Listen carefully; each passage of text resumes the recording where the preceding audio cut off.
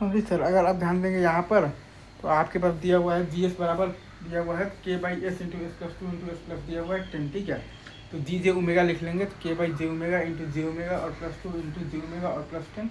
फिर mod of the G J omega लिख लेंगे, तो K by omega under of the omega square और plus 4 into under of the omega मतलब K square और plus 100। फिर एंगल लिख लेंगे -90 माइनस आ जाएगा तो टाइम वर्स ओमेगा 2 मतलब बाई 2 और माइनस आ जाएगा तो टाइम वर्स ओमेगा और बाई आ जाएगा 10, ठीक है।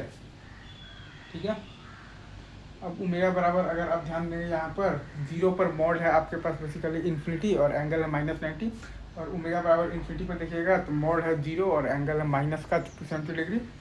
अब रियल और इमेजिनरी पार्ट को हमने कर दिया है यहाँ पर सेपरेट करके लिख दिया, ठीक है। अब आप रियल एक्सिस के साथ इंटरसेक्शन देखिएगा तो एक तो ओमेगा इन्फिनिटी है सिंपल पॉइंट, दूसरा है आपके पास ओमेगा बराबर अंडर रूट ऑफ दी 20 पर जहाँ पर मॉड है आप मतलब कि आपके पास के बाई 240 और एंगल है माइनस का आपके पास तो 180 डिग्री, ठीक है। फिर वैसे ही इमेजिनरी के साथ हम लोगों ने निकाल लिया है इंटरसेक्शन।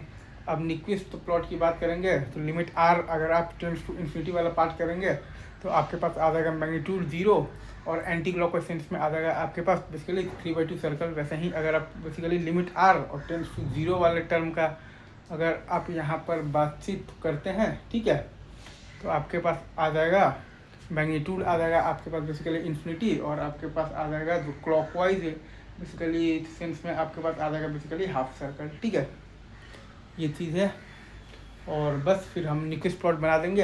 अच्छा, अब अगर आप देखिएगा कि अगर आपका दो मतलब भाई 240 से बड़ा है तब आपका बेसिकली इंक्लोजमेंट आएगा बेसिकली जो क्लॉकवाइज डायरेक्शन में वो आ जाएगा 2, तो n-2 है और p0 है तो z आ जाएगा 2 अनस्टेबल। अगर के आपका 240 से छोटा है तो इंक्लोजमेंट है 0 तो n बराबर 0 है और आपके पास p बराबर 0 है तो z बराबर 0 आ जाएगा, सिस्टम हो जाएगा आपके पास स्टेबल।